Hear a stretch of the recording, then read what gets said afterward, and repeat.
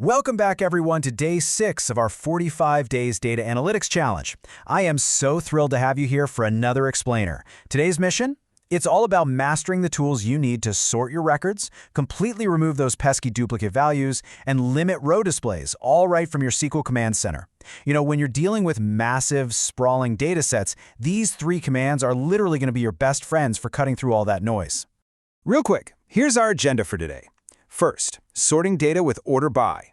Second, ASC versus DESC.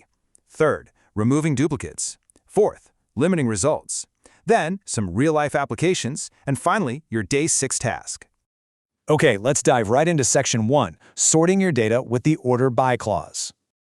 Imagine for a second that your unsorted data set is just a totally messy closet. If you want to grab, say, your 3 longest coats, and they're just thrown in there at random, well, it's going to take you a while to find them, right? But if you apply an order by command to sort that closet systematically, maybe by garment type and length, boom, you can instantly grab exactly what you need. In SQL, this keyword sorts your results to make information so much easier to analyze. So, let's see this in action. If we run a query like select star from employees order by salary, the query engine effortlessly takes that raw, jumbled employee data and organizes the output strictly by salary. It starts from the lowest at 45,000 and moves right up to 60,000. It is just incredibly clean and efficient. Moving on to Section 2, ASC versus DESC, giving you complete directional control. Now you might be wondering, which way does it sort? Well, by default, order by sorts in ascending order, using the ASC keyword. That handles everything from smallest to largest, or A to Z. But what if we want to see our highest earners first? For that, we use the DESC keyword, which is just short for descending. This completely flips the data, giving us the largest to smallest, or Z to A. Check out how this alters our results. When we run select star from students, order by marks, desk, it immediately prioritizes the highest performers right at the top. Chaitali, with her 98 marks, drops right into that number 1 slot, followed by Hardek and then Ramesh. It's the exact same data, but viewed through an entirely different lens. All right, let's jump to Section 3, removing duplicates using select distinct. Under normal circumstances, a standard select statement is going to pull every single row it finds, duplicates and all. But by throwing in the distinct clause, you actually turn your query into a really strict filter. It guarantees that every single row returned is completely unique. Literally, if a value repeats 1,000 times, distinct ensures you're only going to see it once. It's a total game changer. For example, if our raw data set has repetitive department entries, HR, IT, sales, IT, running select, distinct, department instantly collapses all those redundant entries into a clean, unique 3-item list.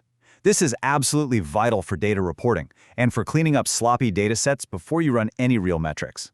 Which brings us to Section 4, limiting results using the top and limit clauses.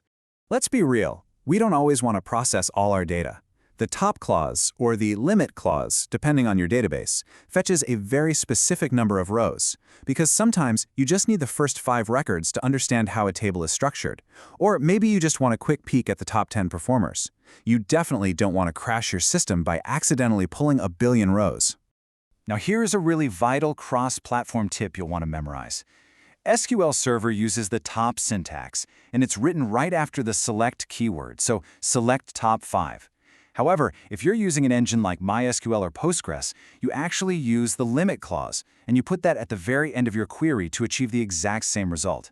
Just a handy little quirk to keep in mind. Okay, Section 5, real-life applications. Let's talk about SQL in the real world. These definitely aren't just abstract concepts we're learning here. Real schools actively use order by to rank student grades at the end of every semester. Huge corporations absolutely rely on distinct to map out their unique job titles or departments without getting bogged down by endless duplicates. And those shopping apps on your phone? They are constantly firing off top or limit queries to generate those top 5 best-selling items dashboards you see every time you log in. Finally, Section 6, your Day 6 task. Time to practice those skills. Before I give you your task for today, let's lock this knowledge in one more time. Order by is your go-to tool for sorting records directionally. Distinct is your ultimate filter for removing all those messy duplicates. And top or limit? That restricts your row output to save processing power and give you exact, precise snapshots. So, here is your puzzle for today. I want you to write a query to display the top 3 students with the highest marks. Think about it carefully. You need to sort the marks, you need the highest ones first, and you need to restrict that output to just 3. Can you combine everything we just covered into a single, flawless query? I know you can. You now have the power to bend massive data sets to your will.